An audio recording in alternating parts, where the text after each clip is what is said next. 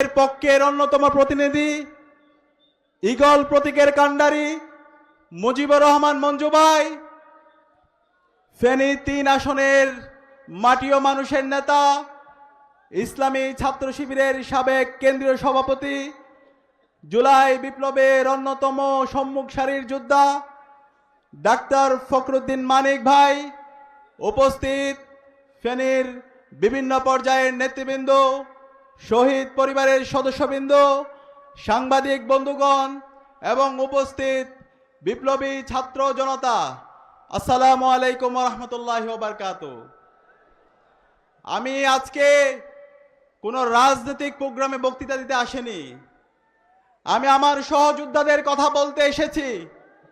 গত 16 বছরে বাংলাদেশে যে ফ্যাসিবাদ ছিল, গত 16 বছরে বাংলাদেশে গুম খুন আয়নাগরের মাধ্যমে বাংলাদেশকে যে একটি ব্যর্থ রাষ্ট্রে পরিণত করেছিল, সেই ফ্যাসিবাদের বিরুদ্ধে গত 16 বছরে যে মানুষগুলো সামনে থেকে এবং নেপথ্য থেকে আন্দোলন করেছেন এবং সর্বশেষ জুলাই বিপ্লবে নেপথ্যে থেকে এবং সামনে থেকে যেই মানুষরা নেতৃত্ব দিয়েছেন, সেই সহযোদ্ধাদের কথা আমি বলতে এসেছি। আজকে আপনাদের এখানে যেই প্রার্থীরা আপনাদের নেতৃত্ব দিচ্ছেন, তারা শুধুমাত্র ফেনীর নেতা না। Doctor Fakhruddin Manik, Mujibur Rahman Manju, advocate S M Kamal Uddin, তারা শুধুমাত্র ফেনীর নেতা না, তারা সারা বাংলাদেশের নেতা। জুলাই বিপ্লব যখন হচ্ছিল, এই মানুষগুলোর সাথে আমার রেগুলার কথা হচ্ছিল। আপনারা জানেন, সর্বশেষ খুনি হাসিনা যখন ইন্টারনেট ব্ল্যাক আউট করে দিয়েছিল, কারফিউ জারি করেছিল, সেই সময়ে আমার ডক্টর ফখরুদ্দিন মানিক ভাই, মুজিবুর রহমান মঞ্জু ভাই এবং advocate S M Kamal Uddin ভাইয়ের সাথে আমার রেগুলার কথা হচ্ছিল। মুজিবুর রহমান মঞ্জু ভাই সার্বিকভাবে আমাদেরকে পরামর্শ দিয়েছিল আমাদের আন্দোলন কিভাবে নীতি নির্ধারণ করতে হবে, কিভাবে সকল অংশীজনদেরকে সাথে নিয়ে এই আন্দোলনকে ফ্যাসিবাদ বিরোধী আন্দোলনে রূপ দেওয়ার মাধ্যমে হাসিনার পতন আন্দোলনে ত্বরান্বিত করতে হবে, সেই রূপরেখা আমাদেরকে সার্বিকভাবে সহযোগিতা করেছিল মুজিবুর রহমান মঞ্জু ভাই। এবং মাঠে সমন্বয়ের মাধ্যমে নেতৃত্ব দিয়েছিল আমাদের ডাক্তার ফখরুদ্দিন মানিক ভাই। যখন আমাদের ছাত্র জনতাকে খুনি হাসিনা মিথ্যা মামলা দিয়ে হাজার হাজার আমাদের ছাত্র জনতাকে অ্যারেস্ট করেছিল, সেই শিক্ষার্থী এবং ছাত্র জনতাকে মুক্তির জন্য সার্বিকভাবে আমাদেরকে সহযোগিতা করেছিল advocate S M Kamal Uddin ভাই। এই মানুষগুলো, সারা বাংলাদেশের মানুষরা আপনাদের এই মানুষদের প্রতি কৃতজ্ঞ থাকবে। যতদিন এই বাংলাদেশ রাষ্ট্র বেঁচে থাকবে, ততদিন আমরা এই মানুষগুলোর প্রতি কৃতজ্ঞ থাকব। আজকে আমি যে মানুষদের কথা বলছি, এই মানুষগুলোর সততা, এই মানুষগুলোর দক্ষতা, এই মানুষগুলোর দেশপ্রেম এবং বাংলাদেশকে একটি বৈষম্যহীন ইনসাফ ভিত্তিক বাংলাদেশ বিনির্মাণ করার জন্য এই মানুষগুলো দীর্ঘদিন ধরে লড়াই করছে। গত 55 বছরে বাংলাদেশে আমরা অসংখ্য নেতৃত্ব দেখেছি, দেখি নাই? এই ফেনী থেকে অসংখ্য এমপি হয়েছে, মন্ত্রী হয়েছে, প্রধানমন্ত্রী হয়েছে, কিন্তু বাংলাদেশ রাষ্ট্রের কোনো পরিবর্তন এসেছে? আসে নাই। গত 54 বছর এবং 55 বছর আমরা দেখতে পেয়েছি বাংলাদেশে দুর্বৃত্তায়নের রাজনীতি।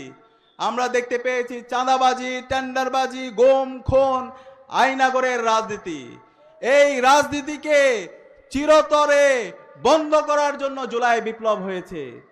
জুলাই বিপ্লবের শহীদরা জীবন দিয়েছে একটি বৈষম্যহীন ইনসাফ ভিত্তিক বাংলাদেশ বিনির্মাণ করার জন্য। সে কারণে আমাদের আগামী 12 ফেব্রুয়ারির নির্বাচনে এই ইনসাফের পক্ষের প্রতিনিধিদেরকে আমাদেরকে বিজয় করতে হবে। আমরা কি পারবো ইনশাআল্লাহ? ইতিমধ্যে বাংলাদেশের ছাত্র জনতা, 4 কোটি যে তরুণরা আছে, তারা তাদের সিদ্ধান্ত জানিয়ে দিয়েছে। বাংলাদেশে 5টি ছাত্র সংসদ নির্বাচন ইতিমধ্যে অনুষ্ঠিত হয়েছে। ডাকসু, জাকসু, চাকসু, রাকসু, জকসু। এই ছাত্র সংসদ নির্বাচনে কারা নির্বাচিত হয়েছে? ইনসাফের পক্ষের প্রতিনিধিরা নির্বাচিত হয়েছে। এই ইনসাফের পক্ষের প্রতিনিধিরা গত 1.5 বছর ধরে দেখিয়েছে কিভাবে জুলাইকে ধারণ করতে হয়, কিভাবে শহীদদের আকাঙ্ক্ষার কথা বলতে হয়, কিভাবে দিল্লির তাবেদারদের বিরুদ্ধে কথা বলতে হয়, কিভাবে আগ্রাসনের বিরুদ্ধে কথা বলতে হয়, কিভাবে ইনসাফের পক্ষে কথা বলতে হয়, কিভাবে এই বাংলাদেশের মাফিয়া তন্ত্রের বিরুদ্ধে কথা বলতে হয়, কিভাবে পরিবারতন্ত্রের বিরুদ্ধে কথা বলতে হয়। আমরা এই 1.5 বছরে আমাদের এই মানুষরা প্রমাণ করেছে কিভাবে দেশকে ভালোবাসতে হয়, কিভাবে কথা এবং কাজের মধ্যে মিল রাখতে হয়। কিন্তু আমরা আজকে দেখতে পেয়েছি 1.5 বছর জুড়ে পরে একজন নেতা এসেছেন, নেতা আসার পরে তার বিভিন্ন ধরনের পরিকল্পনার কথা বলছেন।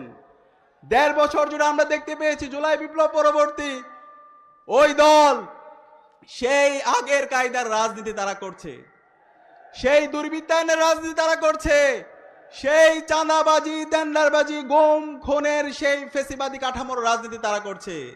তাদের মধ্যে কোনো সংস্কার নেই। যেই সংস্কার করার জন্য জুলাই বিপ্লবে শহীদের জীবন দিয়েছে তার কোনো পরিবর্তন আমরা ওই দলের মধ্যে দেখতে পাই না। আমরা দেখতে পেয়েছি ওই দল নিজেদের মধ্যে অন্তর্কুন্দলে তারা ডাবল সেঞ্চুরি করেছে।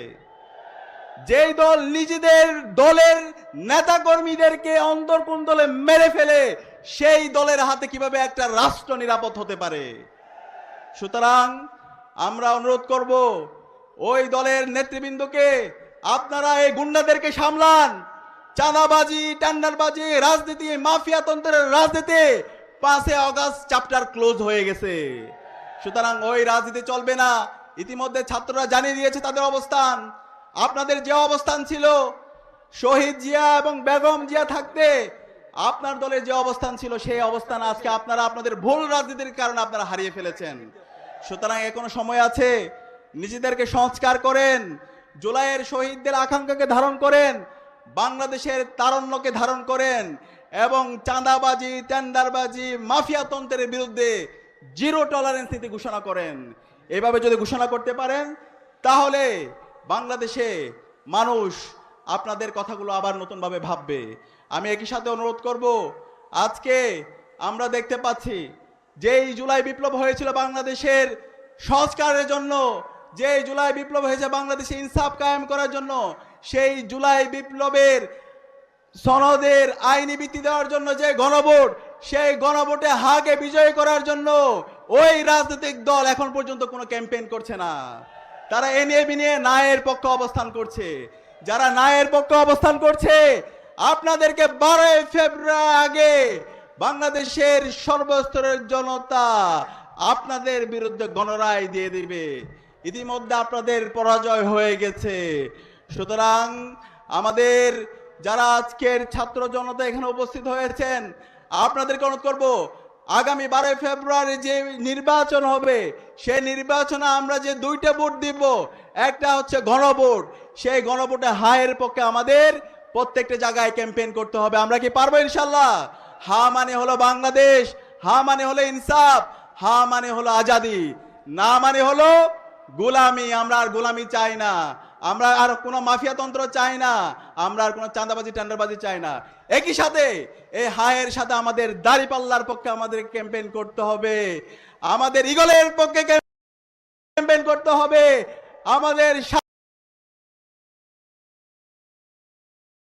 শাপলাকলির পক্ষে ক্যাম্পেইন করতে হবে, আমাদের 11 দলীয় জোটের যে প্রার্থীরা আছে তাদের পক্ষে ক্যাম্পেইন করে বাংলাদেশে ইনসাফের পক্ষে আমাদের যারা প্রতিনিধিরা আছে আগামী 12 ফেব্রুয়ারি ভূমিধস বিজয়ের মাধ্যমে ইনসাফের প্রতিনিধিদেরকে বিজয় করে নিয়ে এসে ডাক্তার শফিকুর রহমানকে রাষ্ট্রনায়ক বানানোর মাধ্যমে বাংলাদেশের গত 55 বছরে যে বঞ্চনা তৈরি হয়েছে, যে জুলুমতন্ত্র তৈরি হয়েছে, যে মাফিয়া তন্ত্র তৈরি হয়েছে তার কবর রচনা করতে হবে। আমরা কি পারবো ইনশাআল্লাহ? ইনশাআল্লাহ। ইনকিলাব জিন্দাবাদ। নারায়ে তাকবীর, আল্লাহু আকবার, নারায়ে তাকবীর, আল্লাহু আকবার, বাংলাদেশ জামাত ইসলামী জিন্দাবাদ জিন্দাবাদ, আমিরে জামাতের আগমন, শুভেচ্ছা স্বাগতম, শুভেচ্ছা স্বাগতম, আমিরে জামাতের আগমন, আমিরে জামাত আপনাকে লাল গোলাপ শুভেচ্ছা, লাল গোলাপ শুভেচ্ছা, আমিরে জামাত আপনাকে আমিরে জামাত আপনাকে লাল গোলাপ শুভেচ্ছা। ফেনীবাসীর পক্ষ থেকে লাল গোলাপ শুভেচ্ছা আমিরে জামাত আপনাকে লাল গোলাপ শুভেচ্ছা আমিরে জামাতের আগমন শুভেচ্ছার স্বাগতম ফেনীবাসীর পক্ষ থেকে লাল গোলাপ শুভেচ্ছা লাল গোলাপ শুভেচ্ছা ফেনীবাসীর পক্ষ থেকে আল্লাহর আইন চাই সৎ লোকের শাসন চাই সৎ লোকের শাসন চাই আল্লাহর আইন চাই নারায়ে তাকবীর আল্লাহু আকবার আমিরে জামাতের আগমন শুভেচ্ছার স্বাগতম শুভেচ্ছা স্বাগতম আমিরে জামাতের আগমন আমিরে জামাত আপনাকে লাল গোলাপ শুভেচ্ছা লাল গোলাপ শুভেচ্ছা আমিরে জামাত আপনাকে আমিরে জামাত আপনাকে লাল গোলাপ শুভেচ্ছা ফেনীবাসীর পক্ষ থেকে লাল গোলাপ শুভেচ্ছা ফেনীবাসীর পক্ষ থেকে লাল গোলাপ শুভেচ্ছা নারায়ে তাকবীর আল্লাহু আকবার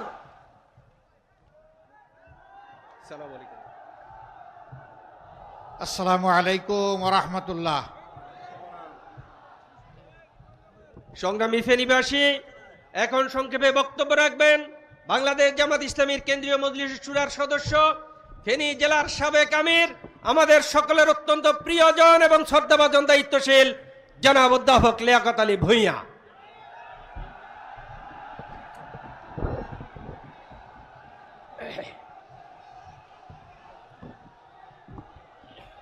আলহামদুলিল্লাহ রাব্বিল আলামিন والصلاة والسلام على رسوله الكريم وعلى آله وأصحابه أجمعين।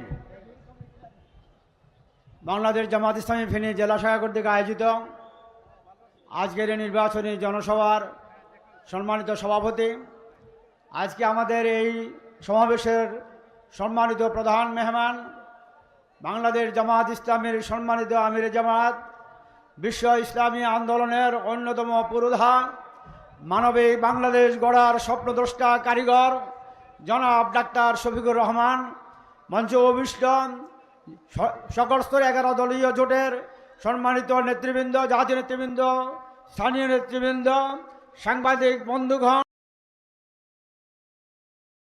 শহীদ পরিবারের সদস্যবৃন্দ,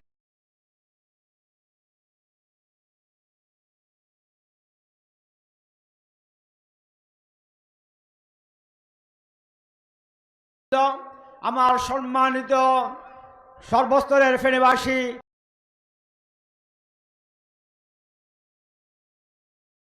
আসসালামু আলাইকুম ওয়া রাহমাতুল্লাহি ওয়া বারাকাতুহু। আমরা যেহেতু আমাদের আমিরে জামাত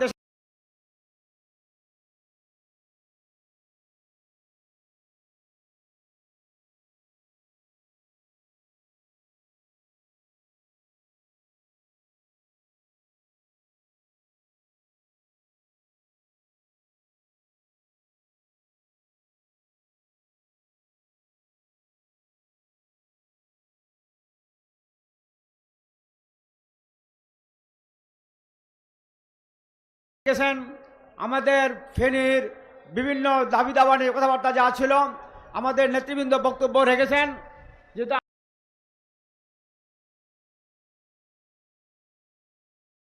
আমির জামাত আমাদের সামনে বক্তব্য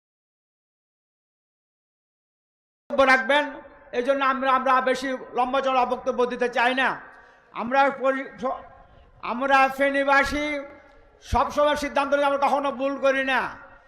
ফেনীর ইতিহাস রয়েছে অনেক পুরনো ইতিহাস। ফেনীর জনগণ কখনো আপোষকামী ছিল না, তারা আপোষকামিতা করে না। এই জন্য তারা সবসময় ন্যায়ের পক্ষে, ইনসাফের পক্ষে, সত্যের পক্ষে তারা সবসময় টিকে থাকে। আমি এই জন্য ফেনীবাসীকে অনুরোধ করব, আগামী দিনে বাংলাদেশ গড়ার জন্য জুলাই অভ্যুত্থানের মাধ্যমে যে আমরা নতুন বাংলাদেশ গড়ার সুযোগ পেয়েছি, সেই আমাদের সুযোগটাকে কাজে লাগিয়ে আগামী 12ই ফেব্রুয়ারি ত্রয়োদশ জাতীয় নির্বাচনে আমাদের যে 11 দলীয় ঐক্যের যারা প্রার্থী রয়েছেন তাদের পক্ষে, দাঁড়িপাল্লার পক্ষে ফেনী জেলায় এবং ইগলের পক্ষে এখানে আমাদের ফেনীবাসী মতামত রেখে ফেনীর 3টি আসন আমরা আমাদের আমিরে জামাতকে আমরা উপহার দেবো ইনশাআল্লাহ। আমরা আমাদের ফেনীর যে সমস্যাগুলো রয়েছে সেগুলো আমাদের বলা হয়েছে এই সমস্যাগুলো আমাদের পূরণ করার জন্য আগামীতে যারা নির্বাচিত হবে তাদের দাবি থাকবে। এখানে একটা কথা শুধু বলতে হয়, যেমন আমাদের ফেনীতে একটা পাবলিক বিশ্ববিদ্যালয়, ফেনী সরকারি মেডিকেল কলেজ, এগুলা করার কোনো বিষয় ছিল না। আমাদের এখানে দুইবার আমরা প্রধানমন্ত্রী পেয়েছিলাম, দুর্ভাগ্যজনক তখন নেতৃত্বের ব্যর্থতার কারণে আমরা আমাদের সমস্যার সমাধান হয়নি। যারা আজকে আবার নতুন করে ওয়াদা দিচ্ছেন তারা পূরণ করবেন, তারা অতীত ছিলেন, পূরণ কেন করেন নাই? জনগণ তাদের নিকট অবশ্য প্রশ্ন রাখবেন। আমরা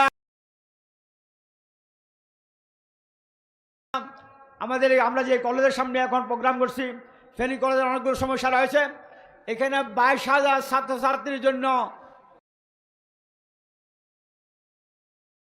এক মানে ভবন নেই, না থাকার কারণে ফেনীর ছাত্ররা ভালো করে ক্লাস করতে পারে না। যেখানে যতগুলো শিক্ষক দরকার শিক্ষক নেই, ফেনী কলেজের ভবন নেই, শিক্ষকদের থাকার জন্য ডরমেটরি নেই। এটা হচ্ছে আমাদের ফেনীর সরকারি কলেজের সমস্যা। এই জন্য আমরা মনে করি যারা আগামী দিনে সরকার গঠন করবেন, ফেনী কলেজকে অগ্রাধিকার দিয়ে আমরা আমাদের 3জন এমপি এখানে ভূমিকা রাখবেন। এরপর আমাদের লালফুলের ফ্লাইওভার, মানে বুদামগড়া রেল ক্রসিং, ফেনী শহরের জলাবদ্ধতা, বিশেষ করে দেওয়ানগঞ্জে যে এখানে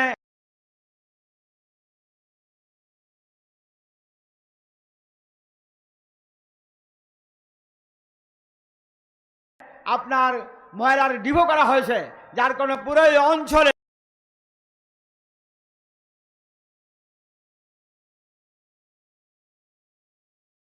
লোকেরা আজকে অস্বস্তির পরিবেশে পড়েছে, স্বাস্থ্য ব্যবস্থা পড়েছে। দ্রুতই এই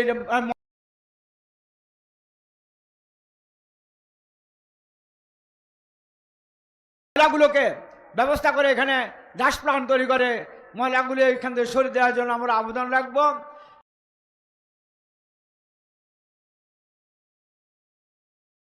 ফেনী পৌরসভাকে একটা উন্নত আধুনিক পৌরসভা পরিণত করার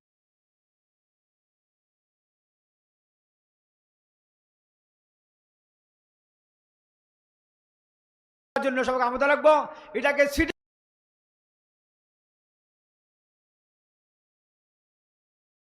কর্পোরেশনে রূপান্তর করার জন্য দাবি রাখবো। আমরা সবাইকে আমার আন্তরিক ধন্যবাদ জানিয়ে আমি আমার বক্তব্য শেষ করছি। আসসালামু আলাইকুম ওয়া রাহমাতুল্লাহি ওয়া বারাকাতুহু।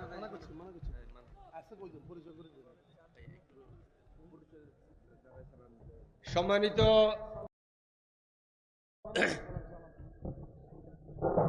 ফেনীবাসী, আমাদের মাঝে এসে উপস্থিত হয়েছেন ইসলামী ছাত্র শিবিরের কেন্দ্রীয় আন্তর্জাতিক সম্পাদক জনাব মোতাসিম বিল্লাহ শাহিদী।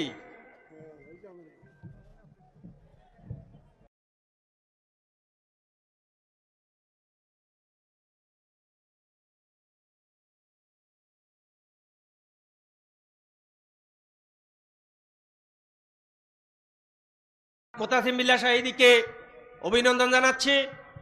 এই পর্যায়ে বিশেষ অতিথির বক্তব্য দেবেন বাংলাদেশ জামাত ইসলামী নির্বাহী পরিষদের সদস্য, কেন্দ্রীয় সহকারী সেক্রেটারি জেনারেল, বাংলাদেশ জামাত ইসলামী নির্বাচন পরিচালনা কমিটির সম্মানিত সভাপতি, বিশিষ্ট আলেমে দ্বীন জনাব এটিএম মাসুম। জনাব এটিএম মাসুম সাহেবকে বিশেষ অতিথির বক্তব্য দেওয়ার জন্য অনুরোধ করছি।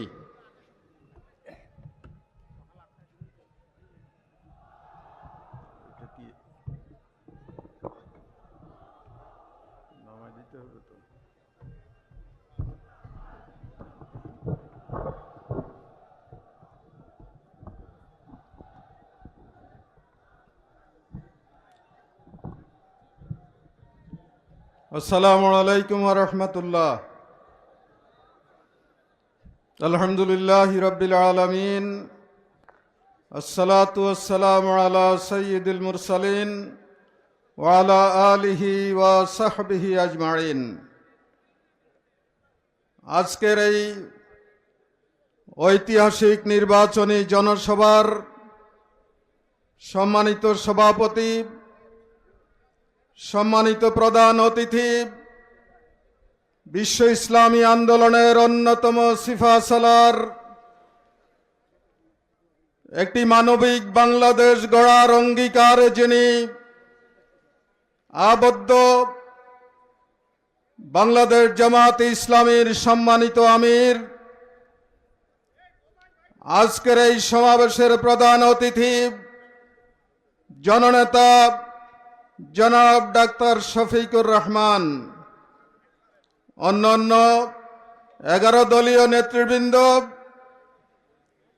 11 দলের পক্ষ থেকে যেই দুটো মার্কায় আমরা এখানে ইলেকশন করছি, সেই সম্মানিত মানব সেবক আমাদের প্রার্থী ভাইয়েরা, সাংবাদিক বন্ধুগণ, সম্মানিত ফেনীবাসী, আমি কথা বলবো না, আমিরে জামাত কথা বলবেন।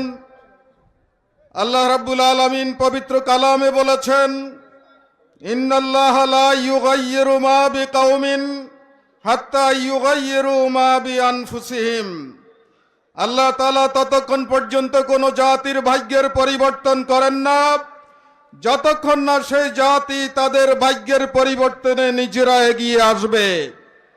সম্মানিত ভাইরা, আগামী 12 তারিখ এই জাতির, এই দেশের, এদেশের জনগণের ভাগ্যের পরিবর্তনের একটি ঐতিহাসিক দিন আমাদের সামনে আসছে। আমরা সেদিন কি চাঁদাবাজি, টেন্ডারবাজি, দুর্নীতি, অর্থ লুটপাট, হামলা মামলা, গুম খুনের দিকে ফিরে যাব, নাকি একটি মানবিক সমাজ কায়েম করব, নাকি ক্ষুধা দারিদ্র বেকারত্ব মুক্ত বাংলাদেশ গড়ে তুলব, দুর্নীতিমুক্ত বাংলাদেশ গড়ে তুলব, একটি কল্যাণধর্মী বাংলাদেশ গড়ে তুলব? তার ফয়সালার দিন হচ্ছে আগামী 12 তারিখ। আমি আপনাদেরকে জিজ্ঞেস করতে চাই, 11 দলীয় জোট এবং তাদের প্রার্থীদের অঙ্গীকার হচ্ছে একটি মানবিক বাংলাদেশ গড়ে তোলা, একটি সত্যিকার বাংলাদেশ গড়ে তোলা। 54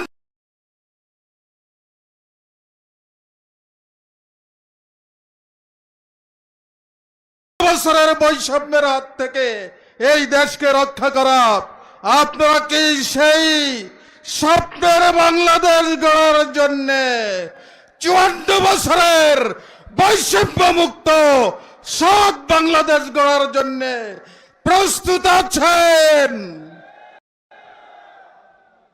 সম্মানিত ভাইরা, যদি সেজন্য প্রস্তুত থাকেন, তাহলে আজকে আমাদের আমিরে জামাত যে নির্দেশনা আপনাদেরকে দেবে, সেই নির্দেশনা নিয়ে প্রতিটি ঘরে ঘরে আপনাদেরকে পৌঁছতে হবে, ভোটারদের কাছে যেতে হবে, জনগণকে উদ্বুদ্ধ করতে হবে।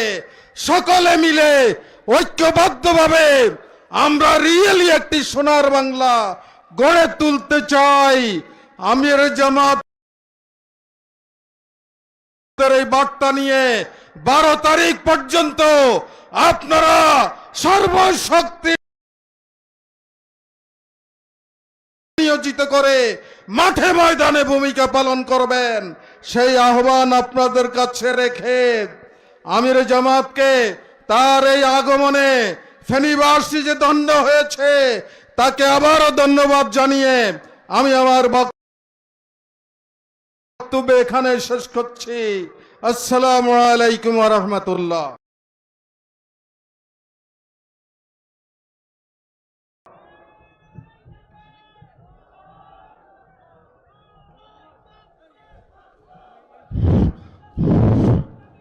আসসালামু আলাইকুম ওয়া রাহমাতুল্লাহি ওয়া বারাকাতুহু। ঐতিহাসিক আজকের এই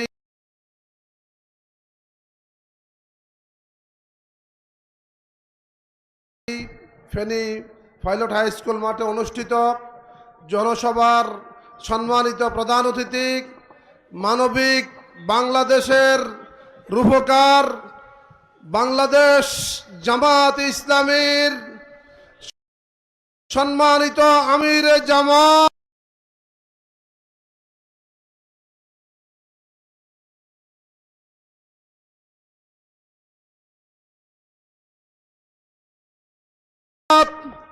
বিশ্ব বরেণ্য ইসলামী আন্দোলনের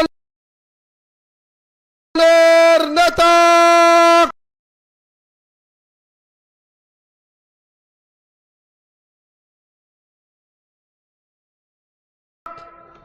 আমাদের শ্রদ্ধাভাজন রাখবার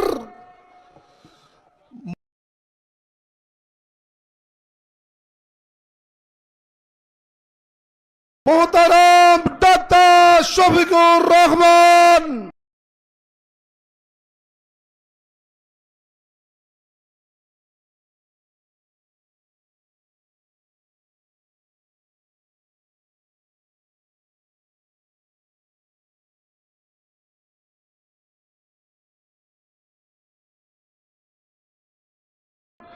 আজকের এই জনসভায়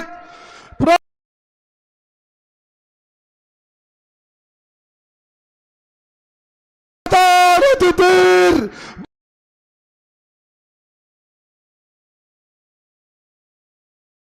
বক্তব্য নিয়ে আসে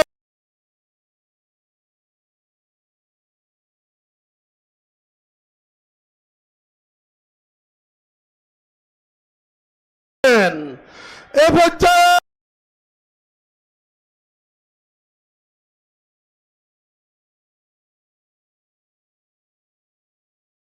প্রধান অতিথির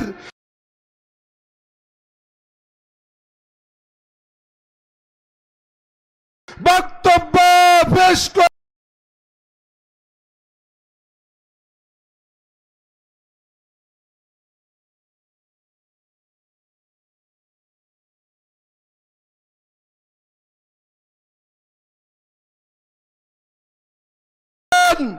মোহতারাম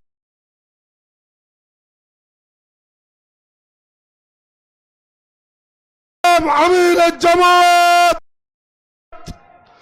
ডাক্তার শফিকুর রহমান। আমি মোহতারামকে ওনার গুরুত্বপূর্ণ আলোচনা পেশ করার জন্য বিনীত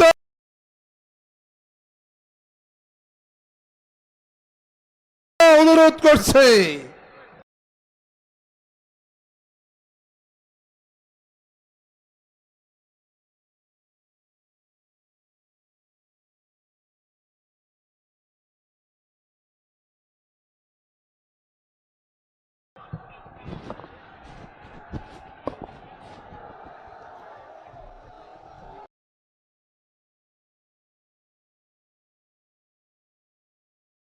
আসসালামু আলাইকুম রহমতুল্লাহ।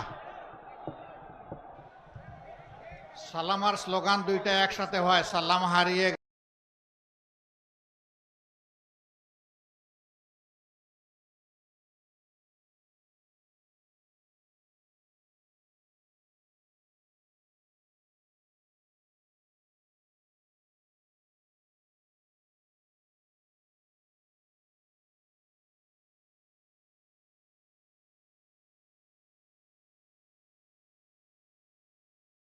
তাই না? আসসালামু আলাইকুম রহমতুল্লাহ।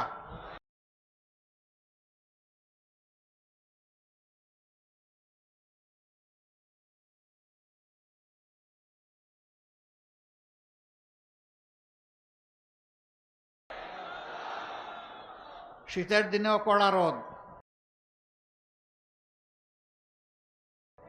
আমরা এসেছি আপনাদেরকে দেখতে। এতক্ষণ কষ্ট করে আপনারা আজকের এই আয়োজনে অংশগ্রহণ করেছেন, আপনাদেরকে আন্তরিক মোবারকবাদ এবং কৃতজ্ঞতা। আরো 15 মিনিট আপনারা এখানে থাকবেন, যে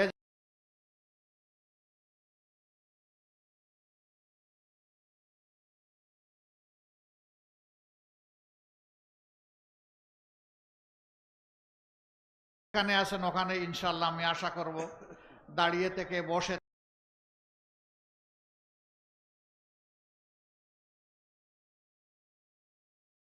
থেকে সহযোগিতা করবেন।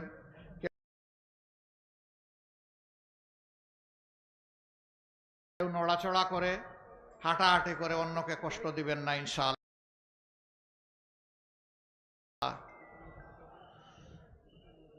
আসন্ন নির্বাচনকে সামনে রেখে ফেনীর আসন সমূহে যাদেরকে 11 দলের পক্ষ থেকে মনোনীত করা হয়েছে এ ভাইদের সমর্থনে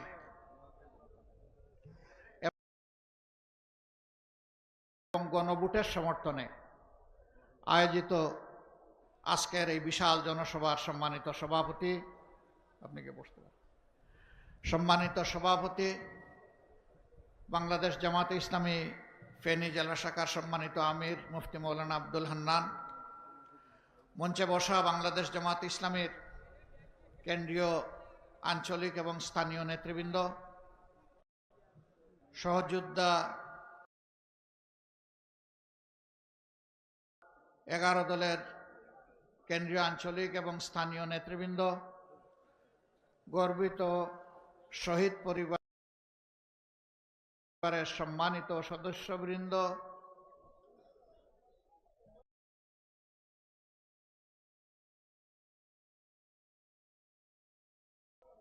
জুলাই যুদ্ধে অংশগ্রহণকারী বীর যোদ্ধারা, বিশেষভাবে যারা আহত এবং পঙ্গুত্ব বরণ করেছেন আমার সহকর্মীবৃন্দ,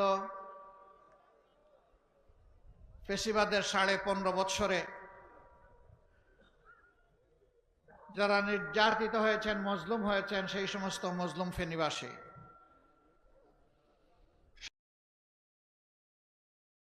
সাংবাদিক বন্ধুগণ, আমি আল্লাহ তাবারক ওয়া তাআলার শুকরিয়া আদায় করছি। আমরা একটি 36 জুলাই পেয়েছিলাম, এই জন্য আজকে এখানে দাঁড়াতে পারলাম।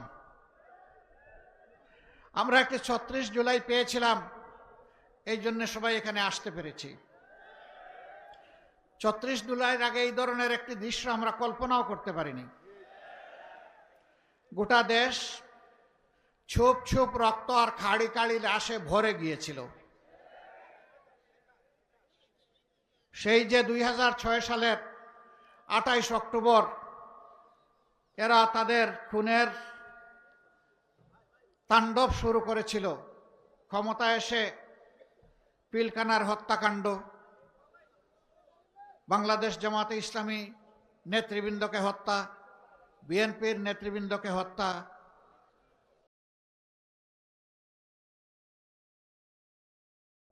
আলেম উলামাকে হত্যা, সাংবাদিকদেরকে হত্যা,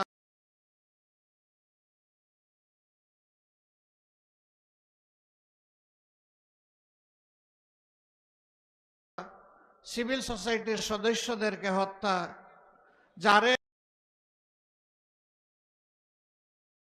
ইচ্ছা হয়েছে তাকেই খুন করার মাধ্যমে খুনের রাজত্ব তারা শুরু করে।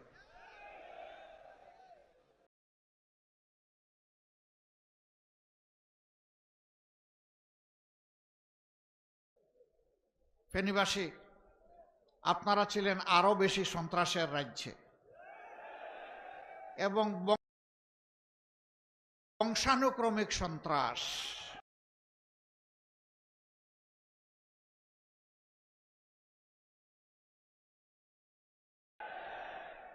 এটি অন্য কোনো জেলায় খুঁজে পাওয়া যায় না, বাট তারপরেও আপনারা প্রতিবাদ অব্যাহত রেখেছিলেন। সন্ত্রাসীদের লাল চক্ষুকে পরোয়া করেন নাই। আপনারা এবং আপনাদের বুকের সন্তানের রাস্তায় নেমে এসেছিল,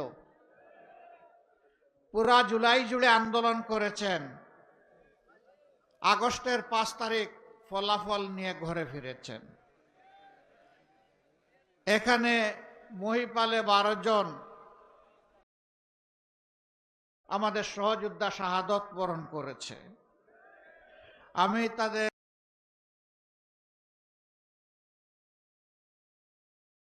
প্রতি গভীর শ্রদ্ধা নিবেদন করছি, মহান রবের দরবারে দোয়া করছি আল্লাহ তাআলা তাদেরকে মর্যাদাবান শহীদ হিসাবে কবুল করুন। আমি আরো শ্রদ্ধার সাথে স্মরণ করছি পিতৃভূমি ফেনীর মানুষ, সাবেক প্রধানমন্ত্রী বিএনপি সাবেক চেয়ারপারসন বেগম খালেদা জিয়াকে। তিনি দেশের স্বাধীনতা সার্বভৌমত্বের ব্যাপারে অঙ্গীকারবদ্ধ ছিলেন। আধিপত্যবাদকে তিনি প্রশ্রয় দেয় নাই। এই জায়গায় তাকে আমরা অন্তরের অন্তঃস্থল থেকে শুকরিয়া জানাই, অভিনন্দন জানাই।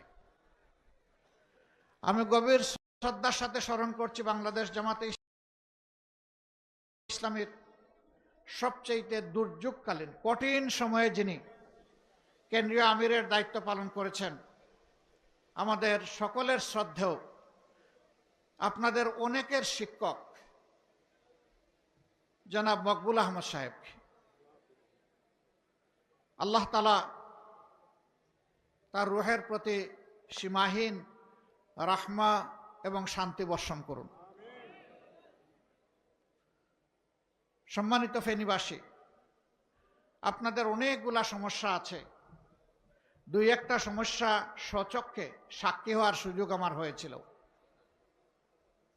৩৪ জুলাইয়ের বিপ্লবের পরপরই সম্ভবত 12 আগস্ট সীমান্তের ওপার থেকে তেড়ে আসা পানির তুড়ে বাঁধ ভেঙে গোটা ফেনী জেলা সমুদ্রে পরিণত হয়েছিল। পার্শ্ববর্তী নোয়াখালী, লক্ষ্মীপুর এবং কুমিল্লার একটা অংশ এর দ্বারা ক্ষতিগ্রস্ত হয়েছিল। সেই সময়টা প্রথম দিনেই ঝুঁকি নিয়ে আমরা এসেছিলাম।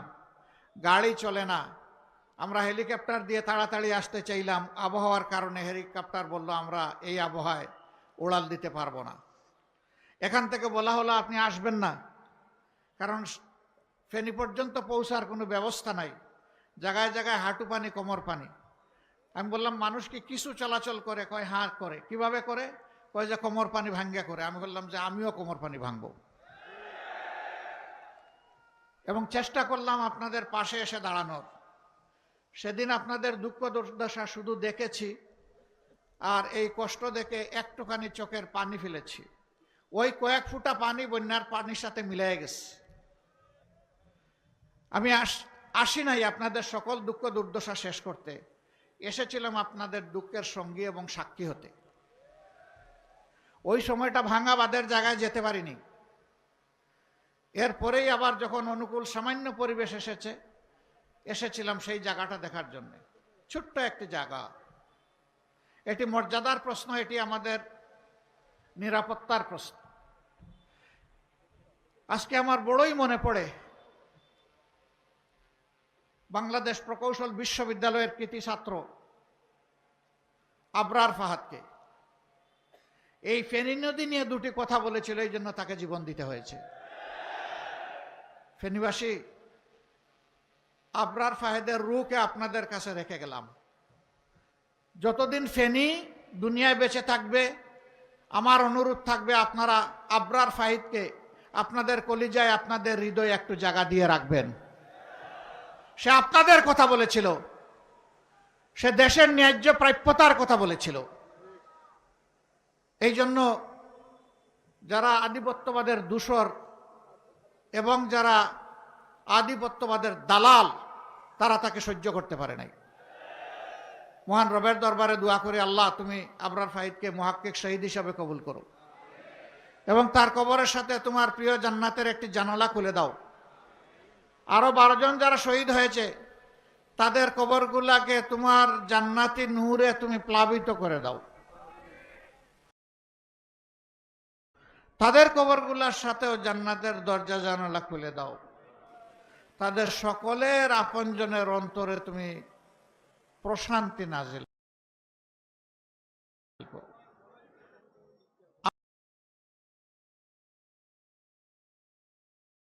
আমরা যেন আজীবন তাদের প্রতি কৃতজ্ঞ থাকি, শ্রদ্ধার সাথে তাদেরকে অন্তরে ধারণ করতে পারি। আমাদেরকে শক্তি দাও। সম্মানিত ভাইয়েরা, এখানে লালপুলে ওভারপাস হওয়া দরকার, এটা বড় কোনো দাবি না। ফেনীতে একসময় একটা বেসরকারি মেডিকেল কলেজ ছিল, সম্ভবত পরে এটা বন্ধ হয়ে গিয়েছে। আবার চালু হয়েছে কিনা আমি জানি না, হয় নাই। আমরা ঘোষণা দিয়েছি 18 কোটি মানুষের দেশে 64টি জেলার কোনো জেলা মেডিকেল কলেজ থেকে বঞ্চিত হবে না ইনশাআল্লাহ, এবং এটি হবে সরকারি মেডিকেল কলেজ। অলরেডি 33টা জেলায় আছে, বাকি 31টা জেলা বাকি আছে। আল্লাহ তাআলা এই দেশবাসীর যদি সেবা করার সুযোগ আমাদেরকে দেন, ফেনী ইনশাল্লাহ তার পাওনা পেয়ে গর্বিত হবে। ফেনী বঞ্চিত হবে না। এর পাশাপাশি এও আমরা ঘোষণা করেছি, প্রত্যেকটি জেলা হেডকোয়ার্টারে বিশেষায়িত হাসপাতাল ক্রমান্বয়ে চালু করা হবে ইনশাআল্লাহ। সেই হাসপাতালের উপাদান তৈরি করার জন্যই মেডিকেল কলেজ প্রয়োজন। এখানে যে বাঁধটির কারণে আপনাদের দুঃখ, সেই বাঁধ এখনো নির্মাণ হয়নি। আল্লাহ যদি আমাদেরকে সেই সুযোগ দেন, আমরা জানি পার্শ্ববর্তী আমাদের প্রতিবেশী দেশের সাথে একটু দিকে তাকিয়ে আছে। মাদের দৃষ্টি এখন মুক্ত নূতন বাংলাদেশের দিকে, পরিবর্তনের বাংলাদেশের দিকে। আমি আশ্চর্য, একজন বোন, তিনি কাপড়ে চুপড়ে অন্যরকম, তাকে সাংবাদিক বন্ধু প্রশ্ন করেছে যে আপনি কাকে চান আগামীর ক্ষমতায়? তিনি বলছেন জামাত। জামাত হলে আপনি এই ড্রেস পরতে পারবেন? বলে পরবো না, আপনাকে তো অন্য ড্রেস পরতে হবে। পরবো। আচ্ছা, আপনি জামাতকে কেন চান? বলে যে জামাত আসলে এই দেশটা ঠিক হবে। আবার জিজ্ঞেস করেন উনি যে জামাতের কোন কাজটা আপনার ভালো লাগে?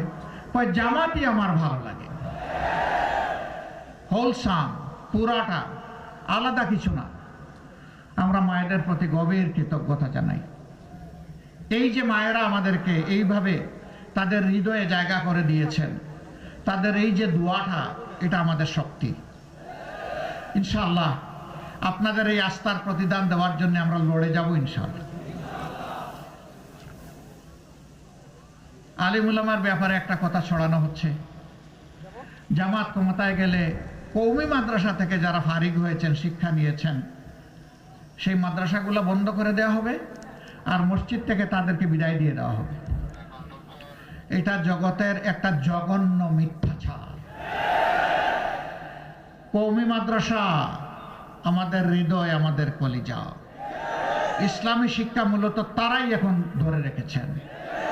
আমরা কথায় নয়, কাজে প্রমাণ করব কওমি মাদ্রাসা মানেই আমাদের কলিজা ইনশাআল্লাহ।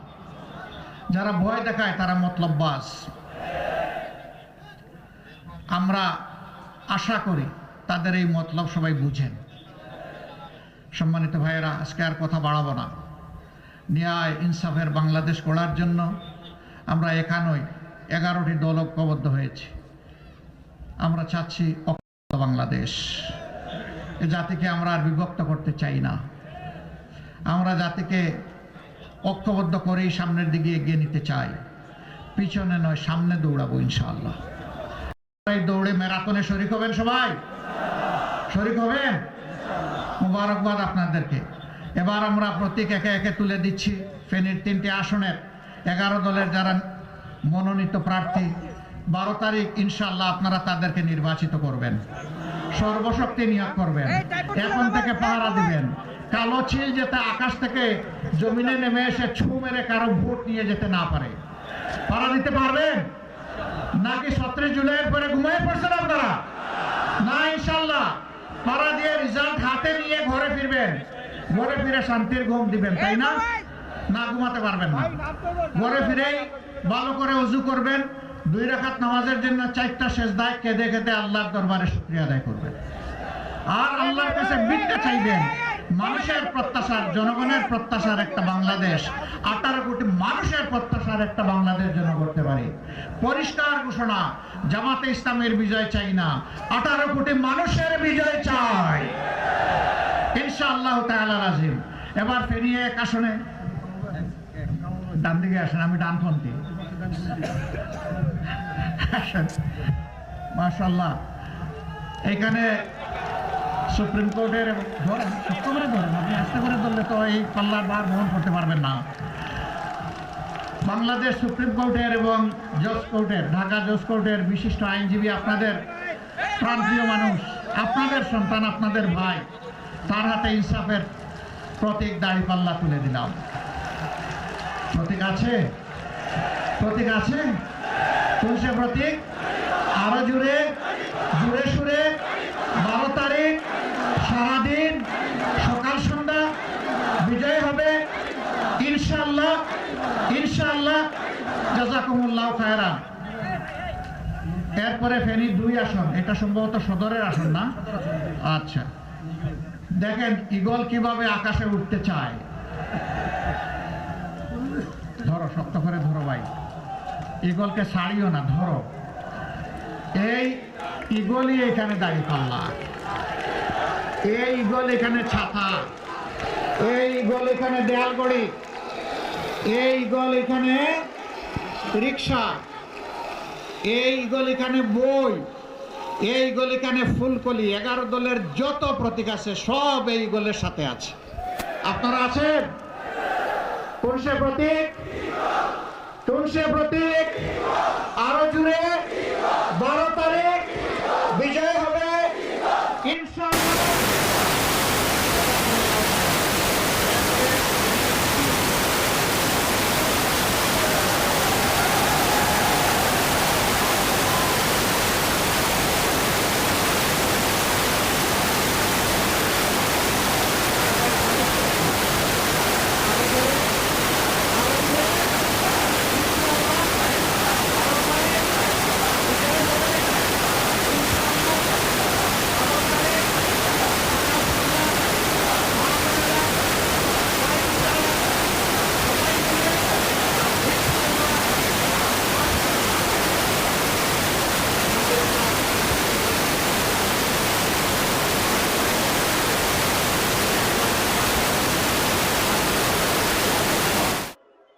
যেই ছেলেটি দাবি আদায়ের জন্য রাস্তায় এসে বলেছিল, হয় আমার অধিকার দে, না হয় আমাকে একটা গুলি দে, ডানা পেতে বলেছিল বুকের ভিতরে তুমুল ঝড়, বুক পেতেছি গুলি কর।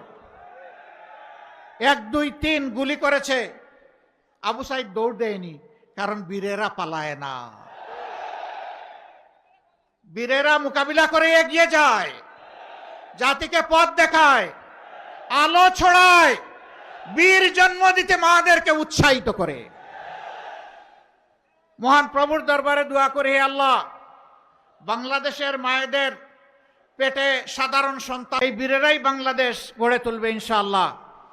যুব সমাজ, আমরা বন্ধু তোমাদের হাতে বেকার ভাতা তুলে দিতে পারবো না। বেকার ভাতা তুলে দিয়ে তোমাদেরকে অপমানিত করতে চাই না। তোমাদের প্রত্যেকটা হাতকে দেশ গড়ার কারিগরের হাতে পরিণত করতে চাই, এবং তোমাদের হাতে আমরা মর্যাদার কাজ তুলে দিতে চাই। সেদিন প্রত্যেকটা যুবক যুবতী দাঁড়িয়ে নিজের বুকের দিকে ইশারা করবে, আমি বাংলাদেশ, এদেশ আমার, এদেশ আমি গড়ব, এদেশের জন্য দিয়েই চলবো। এদেশ আমাকে যা দিবে আলহামদুলিল্লাহ, কিন্তু আমি আমার সব কিছু উজাড় করে এই দেশকে দেব। আমি বসে বসে বেকার ভাতা খাবো না। মা বোনেরা, বলা হয় ওদেরকে ঘরের বাইরে বের হতে দেবে না। আমাদের মা বোন আছে না? আমার স্ত্রী কন্যা আছে না? অবশ্যই আছে, আমাদের সকলের আছে। তারা কি ঘরেই বসে আছে, নাকি কিছু দুনিয়ার সাথে অনেক কিছুতে অবদান রাখে? অবশ্যই অবদান রাখে। তারা যদি ঘরের বাইরে গিয়ে অবদান রাখতে পারে, তারা যদি উচ্চশিক্ষা নিতে পারে, তারা যদি দক্ষ নাগরিক হিসাবে গড়ে উঠতে পারে, বাংলাদেশের প্রত্যেকটা মাকে আমরা সেইভাবেই গড়ে তুলবো ইনশাআল্লাহ।